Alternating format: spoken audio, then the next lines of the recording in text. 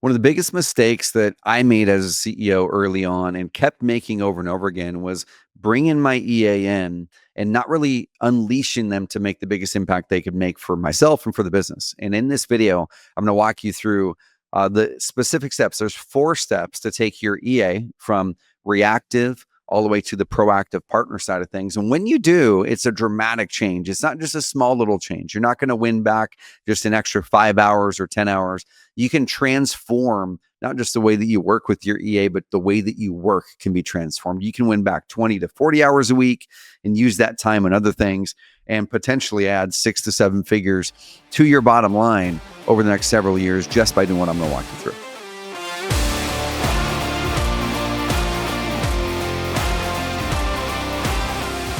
My name is Trevor Mock, and I'm the CEO of a company called Carrot.com. And over the years, as we've grown this company and hit the Inc. 505,000 list for 5 years, I made my priority to one of my first hires ever. Actually, before I even started this company, I had an assistant. Now, we have other videos on my personal channel that talk to my assistant at that time, Jen, and she was my assistant for a little over 10 years.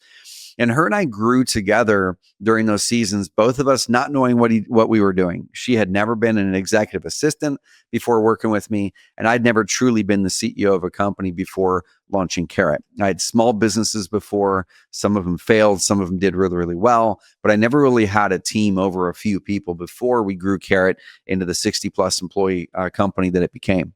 So one of the biggest challenges that I had up front when I first hired an executive assistant was I had all these tasks that I needed to have delegated.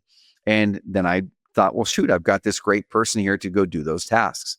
And so what I started to do was just delegate tasks to Jen. Now that was great. But the problem with that was I then felt this pressure to always have this big old long list of tasks to have to delegate. And some days I would have a giant list and it would probably overwhelm her. And some days I would have no list because I was so overwhelmed with things that I thought that only I could do.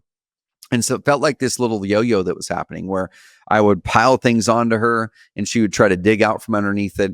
And then I would go days or even a week without really delegating much of anything over there. And when we got to the end of our first year working together, this is 15 years ago now almost, we did our annual end of the year review.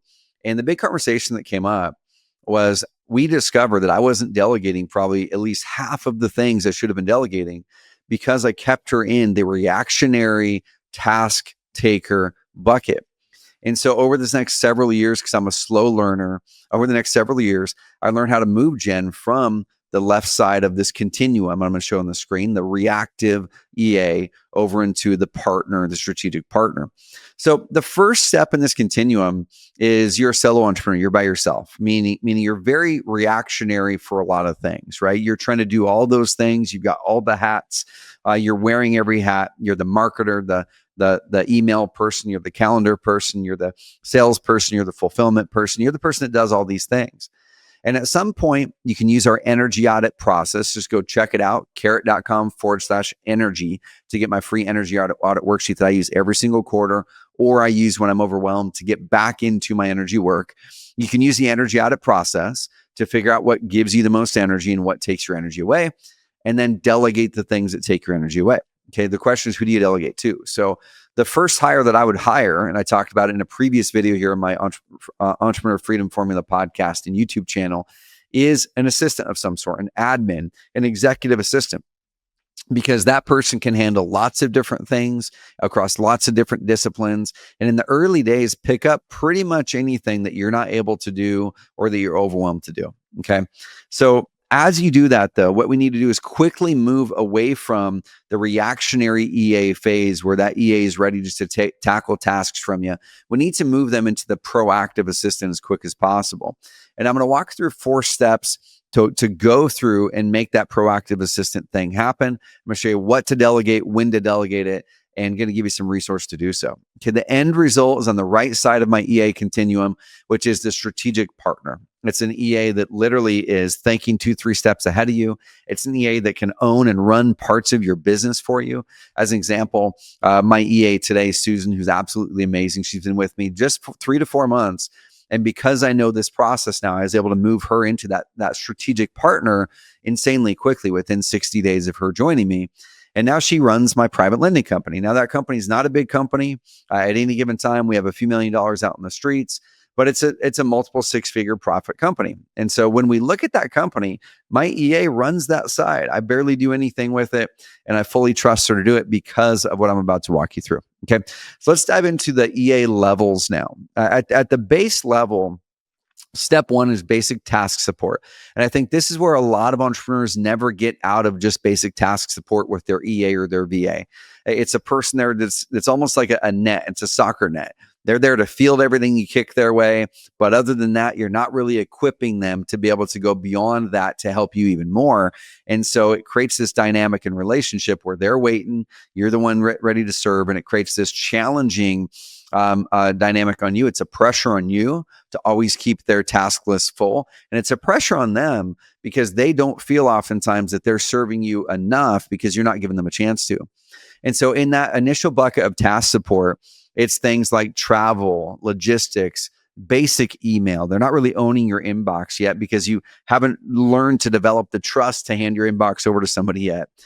Basic meetings. So they might be on meetings other than with you, but they're probably not running any meetings at this point. They're just kind of in the background because that's the only chance that you're giving them to be involved. And then there's the EA playbook as a core tool that you want to have put in place. Okay. In this part, when I talk to a lot of people, they don't even have an EA playbook, which is the non-negotiable basic, the very first thing that you and your EA should work on together is the EA playbook. And then alongside of that, something called a working with me document. Okay. I did a video recently in my YouTube channel, somewhere in here. Check it out. That's about creating that working with me document. That shows basically you document how you want to be worked with, what your working hours are, what an emergency is, your working style, your personality style, all those things. And your EA does the same. You share them with each other. And now that's creates that base level of understanding on how you want to work together. Okay. So that's the first thing is if you don't have an EA playbook, I would encourage you to just go to GPT and write up, hey, I would like to create a playbook for my executive assistant or have them do it. I sit there alongside them and cast vision with what you're wanting to create. Explain your job, your industry, and then ask it to create the table of contents of what would go in an EA playbook for a CEO like yourself. And then just one by one, work with that EA to start to fill it out. Okay. In my EA playbook, I've got things all the way from my preference in airlines. I've got all of my frequent flyer information in there. She has my credit card information, both personal and business, to be able to make purchases for me that I approve. She knows if I'm going to travel, that in the wintertime, I don't want to go through San Francisco because a lot of those flights get delayed. So in that case, we're going to go up to Portland or Seattle. I don't want to be in a center aisle. I prefer to be in front of the engines on the airplane because it's loud and you get the exhaust sitting right behind the engines. There's a whole bunch of criteria that I put in there that over time I add to it. So you're creating this brain for your EA to reach into that creates less and less work for you. Okay. So that's going to transform it on the basic task support side, get that EA playbook created. Now, the next level is really building that trust in yourself and for your EA to have them fully own your inbox. Now, that's something that was hard for me. I would even say the first couple of years of working with Jen initially had nothing to do with her, had everything to do with my ability to feel like I could let go of what was going and coming from that inbox. Okay. I had fears. I had fears that something would get missed. I had fears that a reply would go out that was the wrong reply on an important thing. I had fears that if someone else was replying to my emails in my place, it would feel less personal and they would feel less cared for. But what I was forgetting about was I was missing emails myself because I was too busy. I was letting emails sit in there for days, weeks, or months, not replying back to them because I forgot about them or they got so far down my inbox I couldn't handle them. There were emails in there that I was replying to and sifting through that I just shouldn't have to deal with at all. All these subscriptions I had subscribed to, these newsletters, and a whole bunch of other things. So what we need to do is first of all step into the expectation that we want you to not be inbox zero, but like my friend Dan Martell says, zero inbox. Okay, where you don't log into your inbox as a regular practice anymore. Now you might think of that and go, how the heck am I going to do that, Trevor? Right? My whole business runs through my inbox. Well, odds are most of those things that are going through your inbox related to your business are patterns, right? You probably have certain types of deals, certain types of conversations that happen. If you're a real estate investor, you have certain things that are coming from your attorney or from your sellers, or you have certain things that are coming from your title company or whatever it is. What you need to do is, as you go, sit next to your EA or on a Google Meet or Zoom, and then a couple times a day, have him or her pull up those emails, and then you go through them together. And as you're talking about the different scenarios, the different situations that are going in your inbox more over and over and over again, you're going to add to that EA playbook. Your EA will add it to your EA playbook under your email inbox management, and now that's going to increase that brain, that training for that EA. And then more and more, you're just going to start to let go of the more and more important emails. Okay, today I check my email inbox maybe once a week, and my EA Susan sends me by Slack a couple batch sections in the morning and the evening, screenshots of the emails, her recommendation on what to do with it if she wasn't fully sure what to do with it, or she'll give me updates on any of them that were important. So I just know I got to check it a couple times a day. I can batch it, and I can move on with the rest of my day and have my brain free. Okay. So once we've really handed off our inbox now, and our inbox is literally not a part of our daily process at all anymore, then we move over to calendar. And many people do it the opposite. Many people do calendar first because it's lower risk. That's okay. If you want to do calendar first, that's okay. But what I mean by calendar is not just having someone put things on a calendar, but it's truly, truly owning your time. Okay. It's not owning your calendar and putting things on, it's owning your time. Now, I feel that is that next level in the EA levels ahead of inbox, because owning your time is a very, very important thing. Okay. So once you've got your time back on the inbox, now we go to shifting your EA into even more strategic, even more proactive, recognizing what gives you energy, what drains your energy, what times of the day do you work best, what times of the day do you not work great, what times of the day do you have clarity and focus, what times of the day can you not focus at all. What days of the week do you want to make sure that are kind of more your buffer days where you're getting a bunch of the random tasks done, versus what days of the week do you want to make sure that you are having your big project focus time? Okay. And I have a training as well on the podcast. Go check it out, y'all, inside of here, called the Integrated Week. You'll find it somewhere. Just sift through my videos. You'll find it eventually, or we'll link it up in the show notes down below. Okay. That walks you through how to map out that integrated week in one fell swoop with my process. So on the calendar ownership part, your EA's job is, once again, not to just put things on the calendar that you want to put on there, but to be the protector, to be the person who understands your energy, understands what you want, and to make sure to time block effectively and protect your time. I remember, midway through my time with Jen, when she's with me for about a decade, over and over and over again, I would make commitments like my workout at 8 a.m. with my buddies, or this other commitment, and I would schedule them over. I would schedule over them, and I would say, "Hey, Jen, can you just put this over that workout time? I'll catch up on my workout later today." And you know how many times I actually caught up on my workout later that day? Is probably zero. I probably could count them over 5 years on one hand. I had the intention to, but I think the intention wasn't backed up by the calendar supporting it, because I had scheduled over the time that I already said was going to be when I was going to do that workout. I would schedule over other things that were important to me in exchange for, well, shoot, I'm busy. The calendar's crammed. Go ahead and put it there. And what I did was I trained Jen that it was not important to me anymore. I trained her, after doing that 3-4 times, that she could schedule over my calendar as well. Even though I didn't say that overtly, my action was showing that. And so we start to rob our EA of really being that protector. We rob our EA of being that strategic partner by us stepping over the very commitments that we're making that are going to give life energy, creative energy, and impact into our workday. Okay. So they also need to be planning proactively. So I'm going to talk about the fourth layer, the fourth level, to really move into that proactive EA, which is priority. Okay, well, I'm going to talk about that here in a second, but we need to plan that calendar proactively. So is your EA just looking at putting things on the calendar, or are they looking out ahead of you 1 week, 2 weeks, 3 weeks, 4 weeks, 6 weeks? As you go into a new month, what I want you and your EA to do is review the entire month together, review it week by week, and look at the major things on your calendar and ask, do I still want to do these things? Do these support my priorities? Okay. If they don't, make the calendar match it, but your EA is the one that needs to drive that. That helps him or her become that strategic partner, clearing the way for you to be able to go out there and make the impact and drive the business goals forward. Okay, there's a process that I learned from my longtime coach and friend Dan Martell as well, called the pre-stacked year or the preloaded year, and that's been a magical process for my wife and I for the last 4 to 5 years. Is we open up this pre-stacked year. I do it with my coaching clients. We map out the high level things for the whole year, all on one page, one calendar, one page, and it sets the big rocks. Okay, it sets the big rocks. When are the trips happening? When are the big goals in my life where these big milestones going to be planned for? What about the holidays, the family events? What about the areas that I want to grow personally?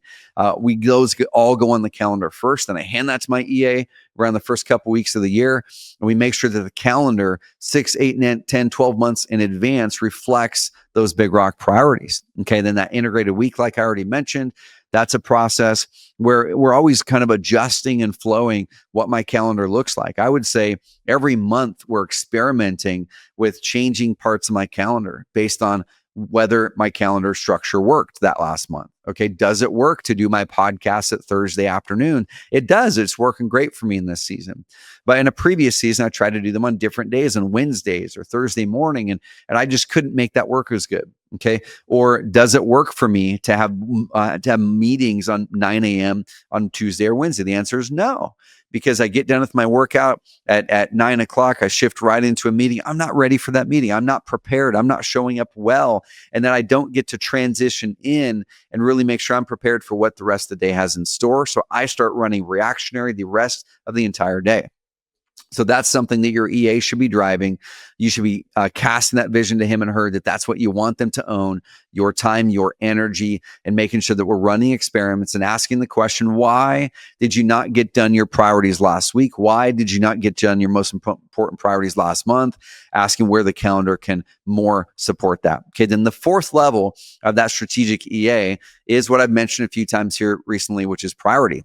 Your EA needs to know what your top priorities are on the monthly basis and on the weekly basis and on the daily basis. Okay. If they don't know what your top priorities are, then they can't support you to make sure to get them done. So I ran without any sort of priority tracker for years and years. And basically what it was a list of these, either a bunch of sticky notes I'd write out and put on my desk, or it would be a piece of paper and I'd just do a brain dump on it and write all the tasks, all the open loops on my mind. And that can be a cool tool for getting ideas out. But where real impact happens and we start to remove overwhelm and busy is by making decisions on what items in that big old list are actually the most important to get done now. And so if I can take that list of 10 and boil it down to 3 to 5 in rank order of what's most important this week to get my monthly goals and priorities done, then I'm going to take that to my assistant using my priority tracker tool.